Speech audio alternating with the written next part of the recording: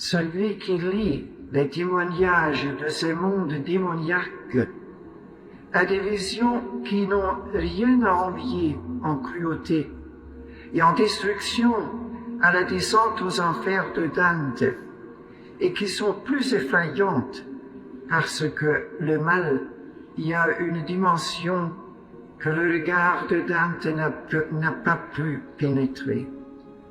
Ces enfers furent construits pour pouvoir préparer le monde futur des hommes qui se suffisent à eux-mêmes et qui prétendent ne plus avoir besoin de Dieu.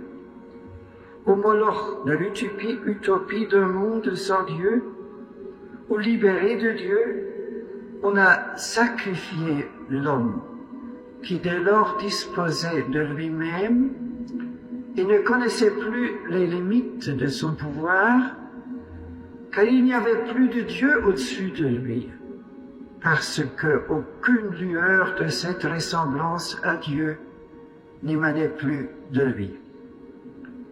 Là où Dieu n'est pas, c'est là que l'enfer surgit, et l'enfer persiste simplement par l'absence de Dieu. On peut aussi y arriver sous des formes subtiles, et presque toujours en disant vouloir le bien des hommes. Quand aujourd'hui on fait du commerce avec les organes humains, quand on fabrique des fœtus pour avoir des organes en réserve, ou pour avancer la recherche médicale et préventive, bon nombre considèrent le contenu humain de ces pratiques comme élémentaire.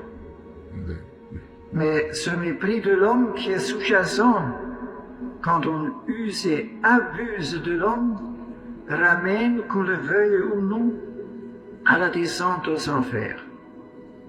Cela ne veut pas dire qu'il ne puisse pas y avoir et qu'il n'y ait pas d'athée avec un grand sens éthique.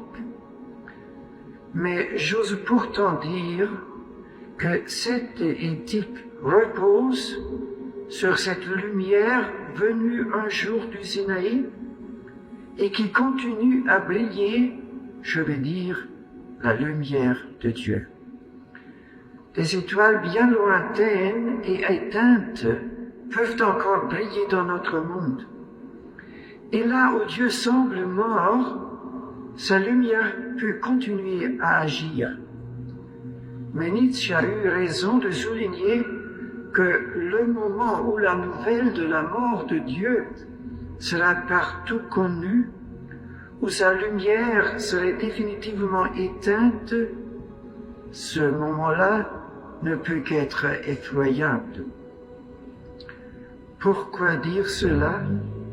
Dans une réflexion sur ce que nous chrétiens avons à faire aujourd'hui, dans l'instant historique que nous vivons au début du 3e millénaire, je le dis parce que, justement, notre tâche de chrétien s'en trouve éclairée.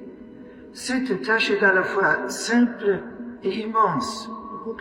Il s'agit de témoigner de Dieu, d'ouvrir les fenêtres verrouillées et voilées pour que sa lumière puisse briller parmi nous, pour que nous fassions place à sa présence. Inversons les choses.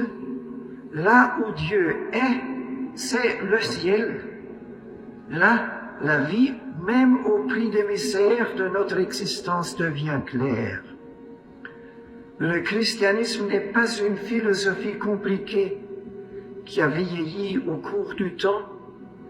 Ce n'est pas un fatras incommensurable de dogmes, de préceptes. La foi chrétienne, c'est d'être touché par Dieu et témoigner de lui.